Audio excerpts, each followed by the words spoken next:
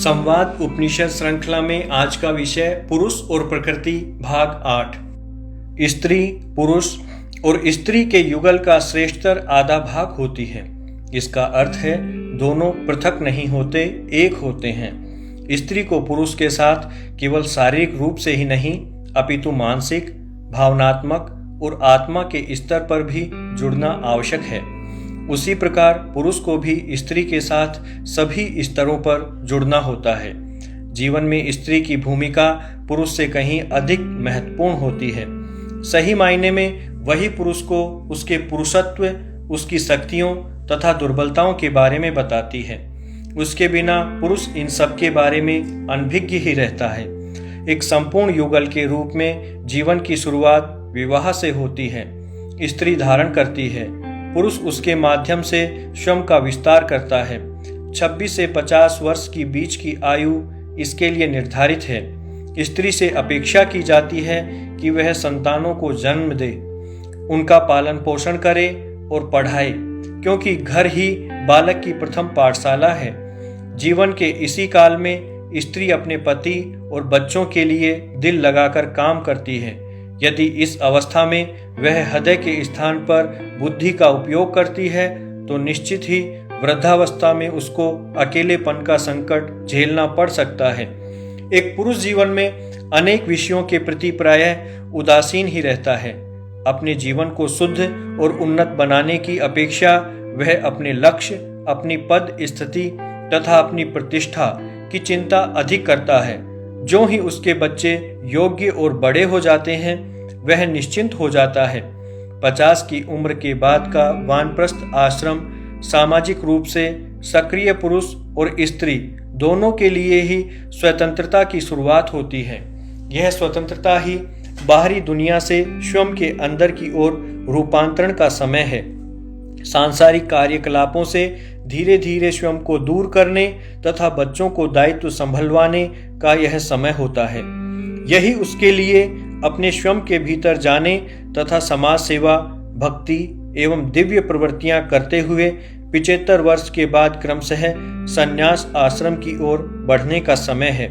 यहाँ आकर व्यक्ति एक कछुए की भांति बाहर की प्रत्येक वस्तु से निरपेक्ष बनकर अपनी आत्मा पर केंद्रित हो जाता है। स्त्री ही प्रत्येक समाज और उसकी संस्कृति की रक्षा करती है, पुरुष केवल उसकी व्यवस्था करता है। हम देख रहे हैं कि मानसिक और शारीरिक दृष्टि से स्वतंत्र स्त्री आज की मुक्त नारी अपने क्रियाकलापों से एक अनुशासनहीन समाज के विस्तार में सहयोग कर रही है। वह नई पीढ़ी को स्वयं अपने नारी वर्ग का सम्मान करना तक नहीं सिखा पाई है। संप्रेषण की वर्तमान भ्रमपूर्ण अवस्था के लिए ये सारी परिस्थितियां तथा उसकी बदलती हुई भूमिकाएं ही जिम्मेदार हैं। आधुनिक जनसंचार माध्यमों ने अपना संपूर्ण ध्यान केवल लोगों की बाहरी इच्छाओं या सांसारिक क्रियाकलापों पर केंद्रित कर लिया है, जिनका संबंध केवल शरीर से है। केवल स्त्री के शारीरिक स्वरूप की चर्चा की जाती है। स्त्री का हृदय तो कहीं खो ही गया है। संभवतः इसी कारण वह सदा अधूरी ही बनी रहेगी और अधूरेपन का यही भाव उसको हताशा और अकेलेपन में धकेल देगा। अब उसको किसी भावनात्मक देखभाल की आवश्यकता महसूस होगी। वह महसूस करना चाहेगी कि कोई उसकी देखभाल करे, उसके हृदय के भावों को समझे, किंतु विडंबना यह है कि उसको मस्तिष्क और शरीर के स्तर पर ही उपचार मिलेगा। पुरुष के हृदय को जीतकर उसके एक स्थायी व सम्मानजनक साथी का स्थान पाने की अपेक्षा वह एक अस्थायी मनोरंजन की वस्तु बनकर रह जाएगी। स्त्री हमेशा पुरुष की कामना करती है। इससे वह स्नेहमयी, संवेदनशील और मृदुभाषिणी बनी रहती है। पुरुष दुविधा में है कि उसको अपनी ही श्रेष्ठ अर्धांगिनी के विरुद्ध प्रतिपक्षी भूमिका निभानी पड़ती है। उसकी अस्मिता खतरे में है। उसके अधिकार को यह एक बहुत बड़ी चुनौती है। यह सब क्यों होता है? इसके दो मुख्य कारण हैं। एक तो यह कि हम हमारी पहचान खोने को तैयार नहीं हैं। यह उस बीज जैसा है जिसको हम खराब होने से बचाने के लिए सुरक्षित रखते हैं, किंतु जब तक हम एक बीज की भांति मिट्टी में समाने के लिए तैयार होने के साथ साथ विखंडन के लिए तैयार नहीं होंगे तब तक फलने फूलने की आशा नहीं कर सकते। एक बीज रूप में ही हम नष्ट हो जाएंगे। दूसरे, हमें हमारी कैरियर की अवधारणा को बदलने पर भी गंभीरता से विचार करना होगा और साथ ही विवाह करने और स्वतंत्रता के दृष्टिकोण पर भी पुनः विचार करना होगा। प्रत्येक वृक्ष, पशु या जीव के लिए प्रजनन का एक सही समय निश्चित होता है। मनुष्य में इसका संकेत यौवन का आरंभ होते ही मिल जाता है। नए सामाजिक परिवेश में प्रजनन और पालन की इच्छा को मानसिक रूप से दबाकर उसके स्थान पर कैरियर की प्रमुखता को स्थापित करने का प्रयत्न किया जा रहा है। इस दबाव के विरोध में व्यक्ति और समाज पर होने वाले बहुत सारे विपरीत प्रभावों को लेकर अनेक प्रकार की भावनाएं उभरी हैं। स्त्री और पुरुष एक ही प्रजाति या जाति के प्राणी होते हैं, अतः उनमें अनेक समानताएं मिलती हैं। उनकी प्रजाति भी एक ही है और जाति, मनुष्य जाति भी एक ही है, किंतु स्त्री और पुरुष नर और मादा के रूप में एक समान नहीं होते। शरीर के धरातल पर उनमें भिन्नता होती है। हम उनको राजनीतिक, सामाजिक या अन्य भूमिकाओं में समान बताने का प्रयत्न कर सकते हैं, किंतु जीव विज्ञान और मनोविज्ञान के अनुसार ये भिन्न प्रजातियां हैं। परंपरागत ज्ञान, धर्म, दर्शन आदि ने दोनों को एक ही जाति मानते हुए भी उनकी इस भिन्नता को पहचाना है तथा समाज में स्त्री और पुरुष की भिन्न भिन्न भूमिकाएं निर्धारित की हैं। विगत 50 वर्षों के वैज्ञानिक अनुसंधान ने भी इन भिन्नताओं की पुष्टि की है।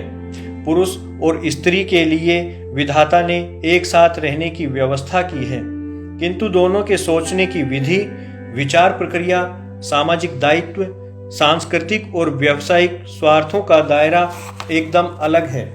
इस अंतर के कारण किसी को चौंकने की आवश्यकता नहीं है। समानता केवल उसी समय वैध मानी जाती है जबकि वहां असमानता भी विद्यमान हो। असमानता ही समानता की ओर ले जाती है। जब समानता भंग होती है तभी असमानता प्रकट होती है। सादृश्यता और भिन्नता, समानता और असमानता एक ही सिक्के के दो पहलू हैं। विगत 50 वर्षों में पश्चिमी दुनिया के कनाडा, फ्रांस, जर्मनी, इंग्लैंड और अमेरिका के वैज्ञानिकों, मानवशास्त्रियों और सामाजिक जीव विज्ञानियों ने मनुष्य जाति में विद्यमान लैंगिक भिन्नता से संबंधित अनेक अनुसंधान किए हैं। उनकी शोध से यह निर्विवाद रूप से सिद्ध हो गया है कि स्त्री और पुरुष अनेक दृष्टियों में भिन्न हैं। उनके अपने भिन्न बौद्धिक क्षेत्र होते हैं, तथापि दोनों ही बुद्धि, ज्ञान और प्रतिभा जैसे क्षेत्रों में समानता रखते हैं। यह जानकर तो और भी आश्चर्य होता है कि अधिकांश वैज्ञानिक, मानवशास्त्री और सामाजिक जीव वैज्ञानिक इस प्रत्यक्ष सत्य को प्रकट करने का साहस ही नहीं कर पाए कि पुरुष और स्त्री दोनों भिन्न हैं, असमान हैं और ऐसा कोई कारण नहीं है कि प्रत्येक मामले में दोनों के बीच समानता होनी ही चाहिए। उनकी रचना पृथक रूप में ही हुई है और दोनों को ही भिन्न भिन्न दायित्व सौंपे गए हैं। भिन्न अनुसंधानकर्ताओं द्वारा उपलब्ध किए गए शोध परिणामों का सार नीचे दिया जा रहा है। पुरुष में स्त्री की अपेक्षा 4 अरब कोषाणु अधिक होते हैं, किंतु फिर भी स्त्री की सामान्य बुद्धिमत्ता का स्तर पुरुष से 3% अधिक माना जाता है। अभी हाल के अनुसंधान से ज्ञात हुआ है कि स्त्री के मस्तिष्क में सक्रियता उत्पन्न करने वाला बाहरी भाग पुरुष से बड़ा होता है। इस भाग का सीधा संबंध संप्रेषण से है और संप्रेषण वस्तुतः संगणनात्मक कार्य पर आधारित होता है। यह देखा गया है कि स्त्रियों की संप्रेषण कला अधिक अच्छी होती है क्योंकि वह शुरू करने के बाद बात करती ही रहती है और पुरुष की नियति में दिन प्रतिदिन के क्रियाकलापों और सांसारिक बातों या कहें कि इस संसार से जुड़ी वस्तुओं के बारे में बात करना कम ही होता है। स्त्रियां पुरुषों से अधिक तेज होती हैं। एक स्त्री लड़की प्राय सुंदरता, गहने आदि के विषय में अधिक बात करेगी, फिर भी पुरुष उसके साथ ही रहेगा क्योंकि इसके अलावा उसके पास अन्य उपाय नहीं होता। और यह भी सत्य है कि वह स्त्री के लिए हीरे खरीद सकता है, किंतु अपने लिए कुछ खरीदना हो तो वह अपने कुत्ते पर अधिक विश्वास करेगा।